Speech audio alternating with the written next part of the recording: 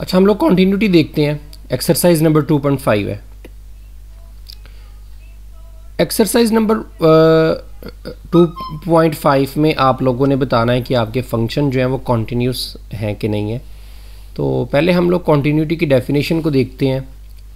तो एक फंक्शन को हम लोग कॉन्टीन्यूस कहते हैं अगर वो फंक्शन की डोमेन के हर पॉइंट पे डिफाइन हो।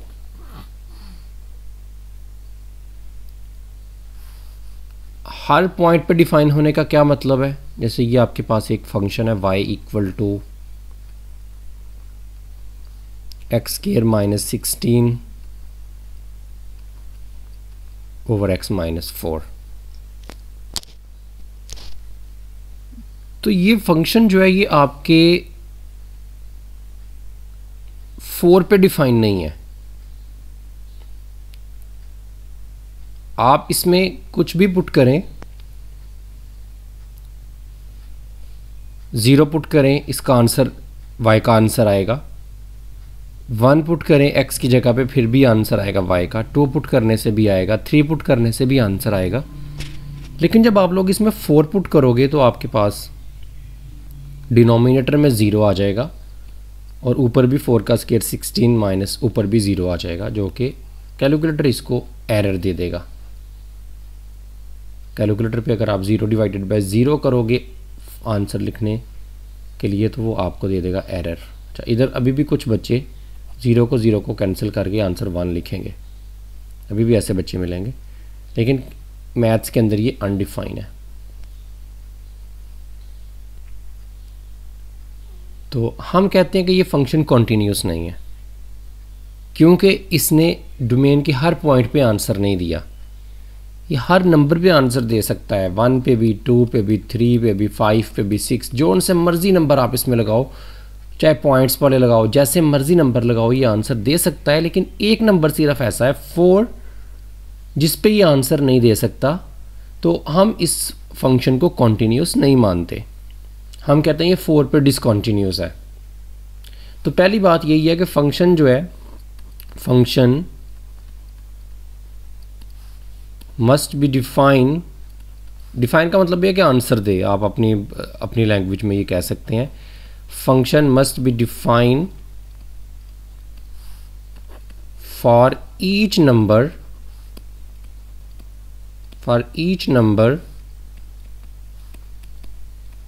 in the domain of function।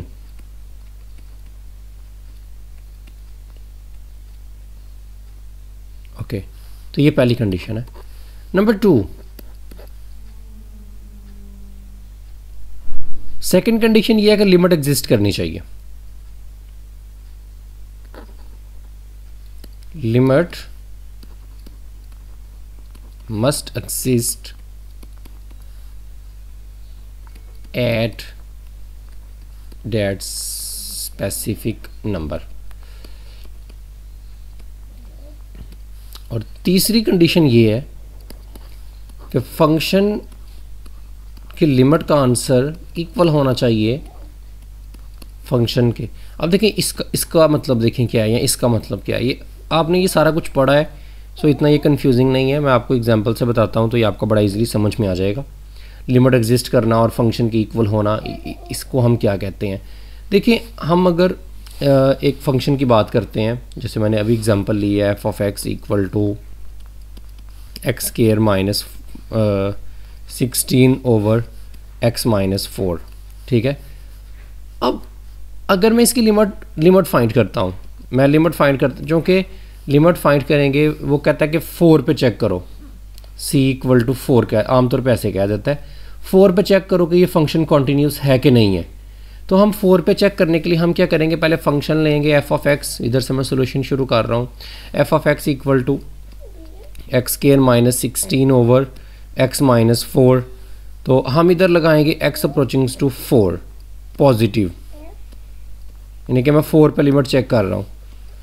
तो ये आ जाएगा 4 पे। इसकी लिमिट आपको फाइंड करनी आती है। हम एक दफ़ा x के साथ प्लस में लिख लेंगे 4, इसको 4 का स्क्वायर कर लेंगे ना पहले 16 को, तो a square minus b square वाला फार्मूला अप्लाई हो जाएगा। x plus 4 x minus 4 over x minus 4, ये कट जाएगा, एक्स अप्रोचिंग्स टू 4 पॉजिटिव, तो 4 इसमें पुट करेंगे तो आंसर आ गया 8।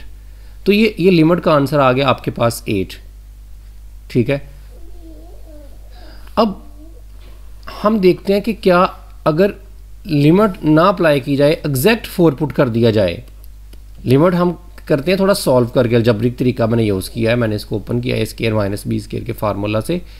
तो एफ ऑफ 4 का आंसर क्या आएगा, तो 4 इसमें डायरेक्ट अगर पुट किया जाए सॉल्व किए बगैर तो 16, तो आंसर आ जाएगा 0/0 जो कि एरर है। इसका मतलब है लिमिट तो निकली लेकिन एग्जैक्ट उस पॉइंट के ऊपर आंसर नहीं निकला, तो फंक्शन ये कॉन्टिन्यूस नहीं होगा 4 पे। हम कहते हैं जो आंसर लिमिट का आए वही आंसर आपका उस पॉइंट पे भी आना चाहिए। इसके लिए वो एक एग्जांपल देता है आपको, वो कहता है मेरे पास एक फंक्शन है x square minus 16 over x minus 4 x not equal to 4 8 when x equal to 4। ये फंक्शन कॉन्टिन्यूस है। देखिए कैसे, अगर आप फंक्शन का आंसर बताना चाहते हो एग्जैक्ट 4 के ऊपर, इसको ऐसे लिखते हैं f इंटू 4, इसमें f ऑफ x नहीं लिखते, ठीक है। फंक्शन का आंसर एग्जैक्ट जिसमें x इक्वल टू 4 है, तो वो आप ऊपर वाला तो नहीं ले सकते, क्योंकि ऊपर वाले में तो अगर आप 4 पुट करोगे तो वो तो 0/0 आएगा, वो तो एरर आएगा। तो उसने खुद कह दिया कि आप जब x इक्वल टू एग्जैक्ट 4 की बात कर रहे हो तो उस वक्त आपने इसकी तरफ नहीं आना। आप देखो x इक्वल टू 4 किधर है, वो ये है। जब फंक्शन एग्जैक्ट 4 की इक्वल है तो फंक्शन का आंसर कितना आता है 8, एग्जामिनर ने बता दिया है। सो एफ ऑफ 4 इक्वल आ गया 8 के। लेकिन अगर आप लो f of x approaches to 4 positive या 4 नेगेटिव, तो इसका मतलब है फंक्शन की वैल्यू जब x 4 के इक्वल नहीं है बल्कि 4 से थोड़ा सा बड़ा है। 4 पॉजिटिव का मतलब होता है 4 से थोड़ा सा बड़ा नंबर। तो आप देखोगे ये इधर 4 के इक्वल है, इधर 4 के इक्वल नहीं है। अगर 4 के इक्वल नहीं है तो यहाँ 4 से बड़ा होगा या 4 से छोटा होगा, तो ये वाला फंक्शन लिया जाएगा x square minus 16 over x minus 4। चूँकि हम 4 से थोड़ा बड़ा नंबर ले रहे हैं तो अभी तो मैं 4 इसमें नहीं लगाऊंगा, पहले लिमिट सॉल्व करूंगा। तो मैं इसको लिख लूँगा x plus 4 x minus 4 over x minus 4, ये कट जाएगा। लिमिट पुट करेंगे 4, तो 4 प्लस 4 आंसर आ गया 8। देखिए लिमिट भी एग्जिस्ट कर रही है और एग्जैक्ट 4 पे आंसर भी दे रखा है एग्जामिनर ने, वो भी है मेरे पास, और दोनों का आंसर भी सेम है। तो हम कहेंगे फंक्शन इज़ कॉन्टीन्यूस और this function is continuous function. Okay, तो इस तरह से हम लोग फंक्शन की कॉन्टीन्यूटी के बारे में बताते हैं।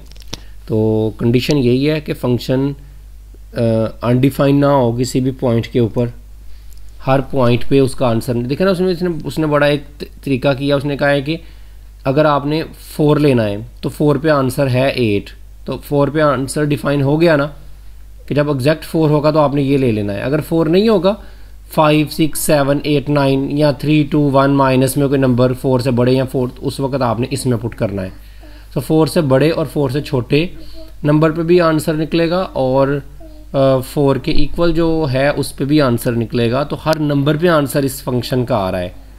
हर नंबर पे आंसर आने के बाद अगर आप किसी एक स्पेसिफिक पॉइंट पर लिमिट चेक करना चाहते हैं तो उस स्पेसिफिक पॉइंट के ऊपर भी आपका फंक्शन की लिमिट और वो सेम आंसर दे रहा है। कोई फॉर एग्जांपल इधर कोई क्लेम करता है कि मैंने 4 पे नहीं चेक करनी, मैंने 3 पे चेक करनी है लिमिट, ठीक है। 3 पे चेक करने के लिए अगर वो कहता है तो वो कहेगा अब एफ ऑफ 3 क्या आएगा। अब आप सोच में पड़ जाओगे 4 पे तो आंसर 8 उसने दे रखा है, लेकिन 3 तो इधर है ही नहीं है भाई, है 3 भी।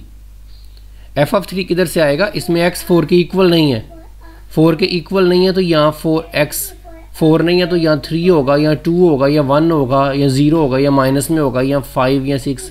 तो एफ ऑफ 3 इधर से निकलेगा, 3 का स्क्वायर इधर x की जगह पे 3 लगा देंगे, minus 16 over 3 minus 4, 9 minus 16 minus 7 over minus, तो एफ ऑफ 3 का आंसर आ गया 7। अब जब आप f of x approaches to 3 positive करोगे, 3 पॉजिटिव का मतलब होगा 3 से बड़ा। अगर x 4 के इक्वल नहीं है तो x 3 हो सकता है, 3 से थोड़ा सा बड़ा हो सकता है, 3 से थोड़ा छोटा हो सकता है। तो 3 पॉजिटिव ये ऊपर वाला ही लिया जाएगा, x square minus 16 over x minus 4, x approaches to 3 positive. इसको x प्लस 4 एक्स माइनस 4 करेंगे, 4 कट जाएगा, x प्लस 4 बचेगा, उसमें 3 लिमिट अप्लाई करेंगे तो 3 + 4 आंसर आपका फिर भी 7 ही आएगा। ठीक है, तो दोनों दफ़ा आंसर एग्जिस्ट भी का f(3) पे आंसर भी निकला है, लिमिट का आंसर भी निकला है, सेम भी है।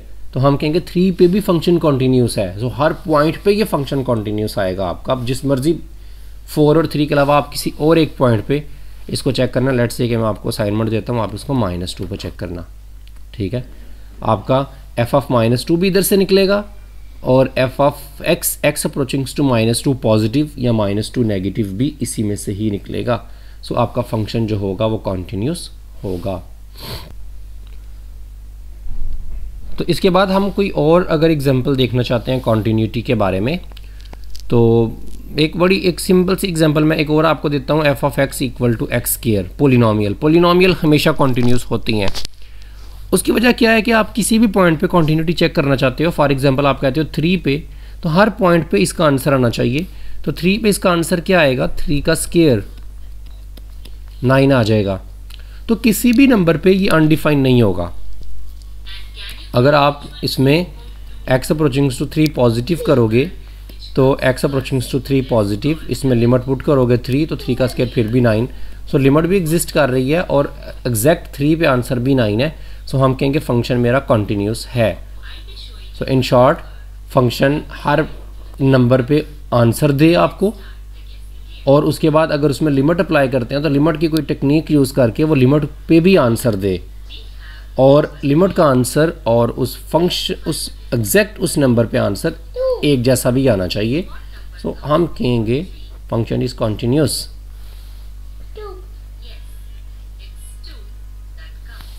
ओके, तो अगले लेक्चर में हम लोग अपने एक्सरसाइज को शुरू करेंगे। इसमें सिर्फ मैंने आपको डेफिनेशन ही बताई है, तो उससे हम क्वेश्चंस भी करेंगे।